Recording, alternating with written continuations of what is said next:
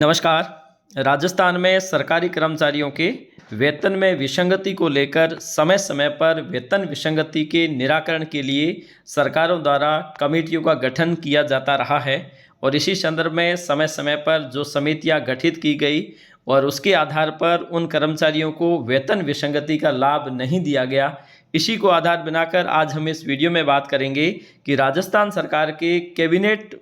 की ओर से एक निर्णय लिया गया है जिसके अनुसार अब उन कर्मचारियों को जिनके वेतन में विसंगति थी, आज की नहीं लगभग छठे वेतनमान लागू करने के साथ ही कुछ कर्मचारियों के वेतन में विसंगति रह गई थी। इसी को लेकर समय समय पर सरकार की ओर से इस पर कमेटियों का गठन किया गया और कमेटियों के गठन के बाद में उसे पूर्ण रूप से लागू न किए जाने के कारण समय समय पर सरकारी कर्मचारियों की ओर से वेतन विसंगति के निराकरण के लिए मांग की गई थी। इसी संदर्भ में राजस्थान सरकार की ओर से आज एक महत्वपूर्ण निर्णय लिया गया है। हालांकि इसकी घोषणा बजट सत्र के दौरान ही कर दी गई थी कि किस प्रकार से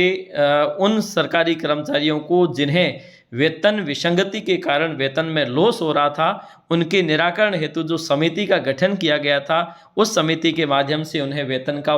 एक बार फिर से स्थिरीकरण किया जाना था। तो आज जो निर्णय किया गया है कि हम खेमराज समिति जो है उसकी अनुशंसाओं को लागू करेंगे। तो आज हम इस वीडियो में समझेंगे कि खेमराज समिति है क्या और किस प्रकार से इसके माध्यम से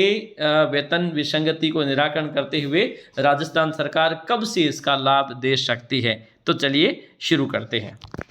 सबसे पहले आपने देखा होगा कि जब छठा वेतनमान लागू होता है तो उस समय कुछ कमियां रह जाने के कारण इसे देर से लागू किया गया। उसके बाद में एक समिति का गठन किया गया और समिति के गठन के बाद में इसे वापस इसको एक बार फिर से रिवाइज किया गया। रिवाइज करने के बाद में जब अगली सरकार आई तो उन्होंने उसे नहीं माना और एक बार फिर से उन सरकारी कर्मचारियों के जो सरकारी कर्मचारी जिन्हें केंद्रीय वेतनमान के अनुसार जिस प्रकार का वेतनमान रखा जाना चाहिए था उसे न रखकर एक नए तरीके से इसके जो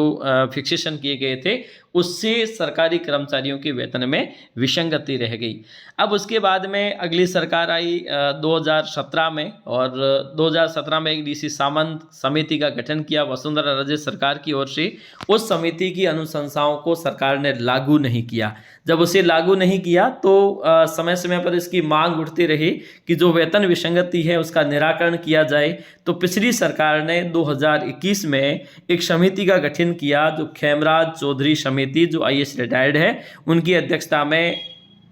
समिति का गठन किया गया और उस समिति ने हालांकि 2022 में ही अपनी रिपोर्ट दे दी थी, लेकिन पिछली सरकार उसे लागू नहीं कर सकी। पिछली बार भी आपने देखा होगा बजट में माननीय मुख्यमंत्री महोदय की ओर से घोषणा की गई थी कि हम 1 सितंबर से जो वेतन विसंगति है उसका निराकरण करते हुए 1 सितंबर 2024 से इसे लागू कर देंगे। इसी कड़ी में आज कैबिनेट की बैठक में ये निर्णय लिया गया है कि जो खेमराज चौधरी की अध्यक्षता में कर्मचारी वेतन विसंगति परीक्षण समिति जो वेतन विसंगति दूर करने, वेतनों का सुधार करने, पदोन्नति के अतिरिक्त अवसर उपलब्ध कराने संबंधी सिफारिशें हैं जिसे मंत्रिमंडल ने स्वीकार कर ली है। मतलब ये है कि जो खेमराज चौधरी समिति पिछली सरकार की ओर से गठित की गई थी उस समिति ने जो भी अनुशंसाएं दी है, हालांकि ये समिति ने क्या अनुशंसाएं दी है ये अभी तक सार्वजनिक नहीं हो पाई है, लेकिन इसने जो भी अनुशंसाएं दी है जिसमें वेतन विसंगति का परीक्षण किया गया है, वेतन विसंगति दूर कैसे होगी, उसमें वेतन में सुधार कैसे होगा, पदोन्नति के और अवसर कैसे दिए जा सकते हैं, इस चीज़ को लेकर यहाँ पर जो समिति ने रिपोर्ट दी है उसे मंत्रिमंडल ने मंजूर कर दिया है। जब इसने मंत्रिमंडल ने मंजूर किया तो वित्त और विनियोग विधेयक पर चर्चा के दौरान मुख्यमंत्री भजन लाल ने वेतन विसंगतियों, वेतन सुधार संबंधी सिफारिशों को 1 सितंबर 2024 से लागू करने की भी घोषणा की थी। कहने का मतलब है कि जो खेमराज समिति है उसकी सिफारिशों को उसी के अनुरूप वेतन और वेतन विसंगतियों का निराकरण करने के लिए राजस्थान सरकार के मंत्रिमंडल की ओर से इसकी सिफारिशों को स्वीकार कर लिया गया है। अब 1 सितंबर 2024 से ये सिफारिशें लागू होगी। अब इसके लिए अलग से आदेश कब निकलते हैं इस संदर्भ में राजस्थान सरकार क्या करती है वो आगे देखेंगे। आज के लिए इतना ही, धन्यवाद।